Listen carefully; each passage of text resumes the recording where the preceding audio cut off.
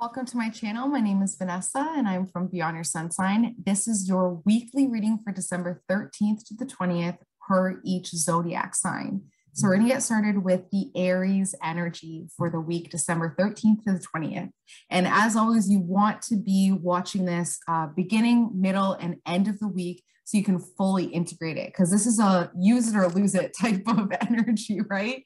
So we have the moon card. The moon card for me always symbolizes being extra careful, right? So Aries, be careful this week. This energy is really saying that there are snakes in the water, right? And even if we feel confident and we're having fun swimming and we think we can see clearly, all it takes is that small little distraction and somebody is coming and biting you. A snake is in your energy, in your area. So please be very, very careful. Be suspicious of absolutely everybody. And usually that's like horrible advice because you don't want to put that energy out. But as it stands right now, this is karma. This is based on a karmic revenge that somebody is placing on you. You know, recently I've been doing a lot more research on curses and hexes and black magic and how easy it is for somebody to just shoot somebody $100.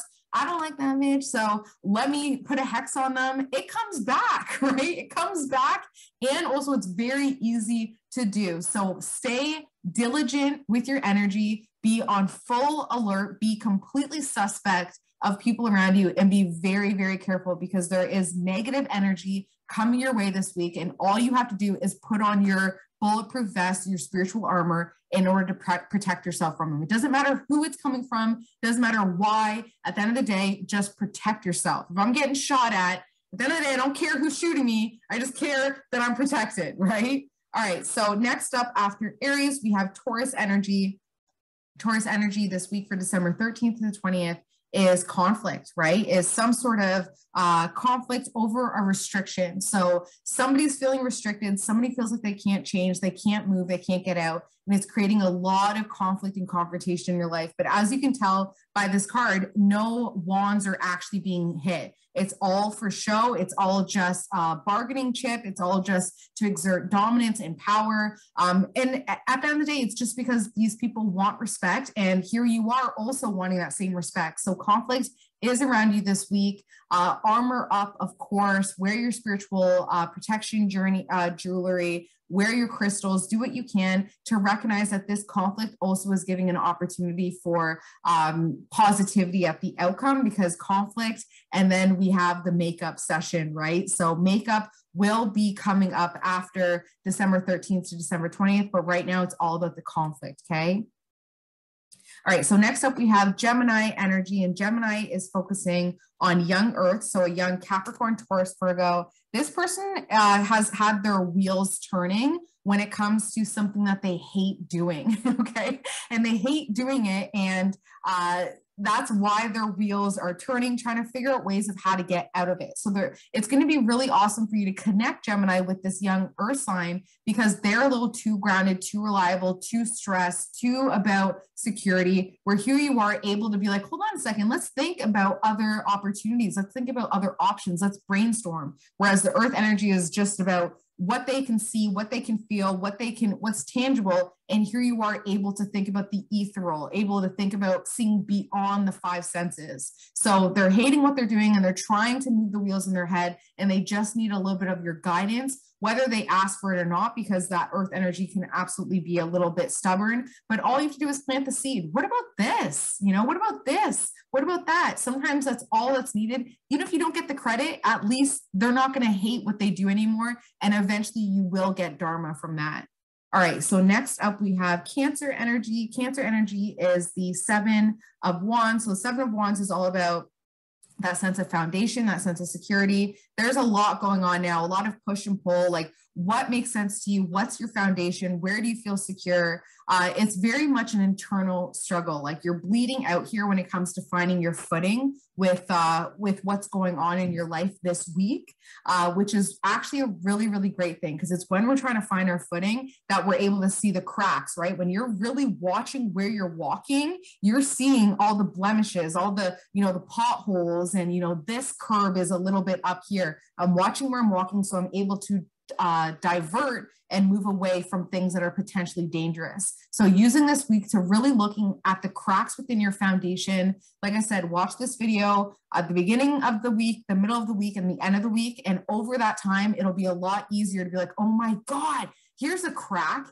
My mom, did this, and that's something from my childhood. And I know now that when it comes to my foundation, how she parented me is now why I'm like this. And then all we have to do is bring it to the conscious level, and it no longer steers our subconscious without our control.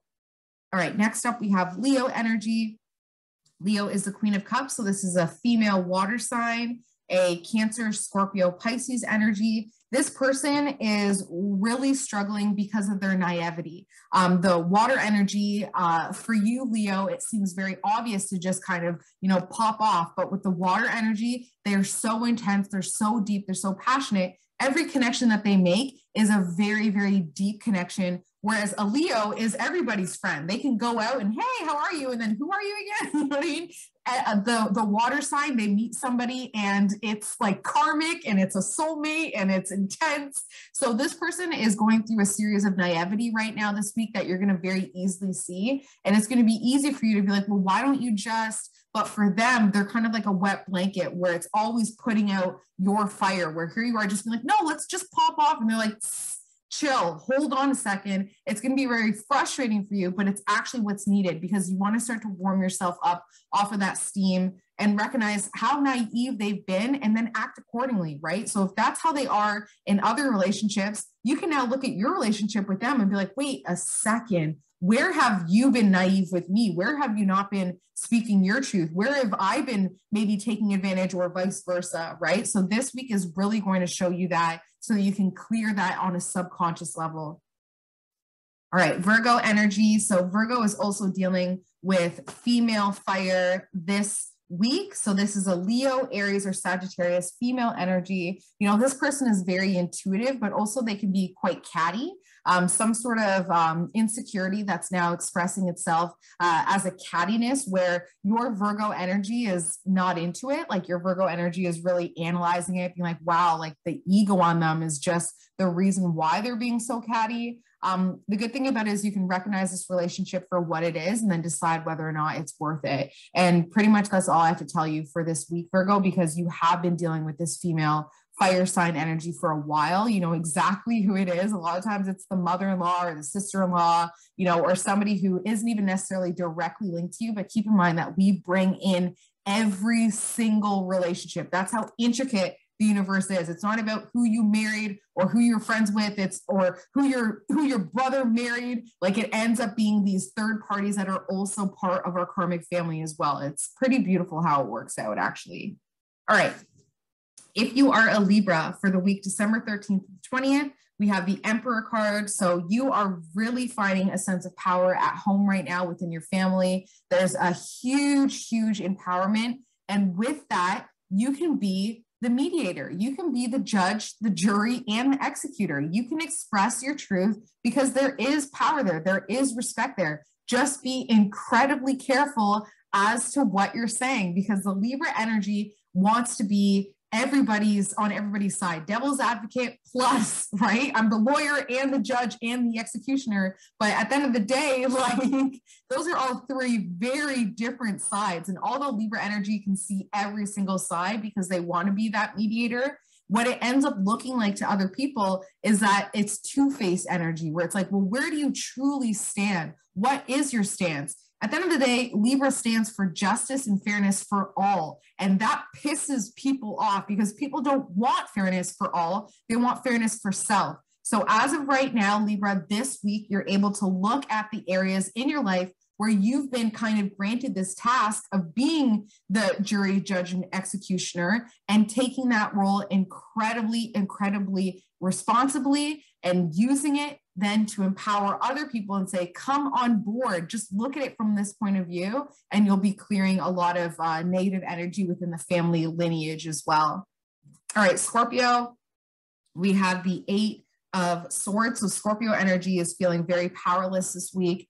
Things are very much out of the Scorpio's control, and that's not good for a Scorpio. Like I was mentioning last week, and as I'm sure you know, There is a level of control that a Scorpio wants to have, a level of poise, just being able to hold on to something in order to analyze it and decide if it's worthy of being transmuted, transformed, released, or retained for life. That's the Scorpio energy. It's all about it. Is this worth it? Is it loyal? Is it true? Is it authentic? Is it genuine? They'll analyze the shit. They'll literally research every single aspect and diameter of it and then decide if it's worthy of holding on to for life. So you're feeling powerless, Scorpio, this week because there is something in your life that is being overly analyzed right now. You're doing your research, you're seeing the layers associated with it, and you're deciding whether it is loyal, whether it's true, whether it's genuine, and whether it's worth possessing and holding on to or releasing, okay? And that's heavy, heavy work. So try to use this week to really go through what it could be, whether it is a person, place, thing, whatever it is, or even a memory, a past experience, whatever it is, it needs to really be researched and analyzed this week. All right, so Sagittarius energy, this is face down, meaning that it's something that you're not necessarily looking at. You have the blinders up, which is interesting because it's the world card. So Sag, what you're not seeing is that you have the world at your fingertips this week. Everything is going in your favor, but we've kind of been conditioned as a society to not look at things when things are going great. It's more about the annoyance of that frustration or this or that, or even just the empathy of other people struggling as well. And there ends up being a little bit of guilt when we're doing great. It is time to look at everything that you've accomplished this week, even if it's something as simple as finally cleaning out your car. You know, these are the small accomplishments that honor us, that say, you know, I'm worthy of this small, beautiful, you know, creation that I've done. So you have the world at your fingertips this week. Act accordingly.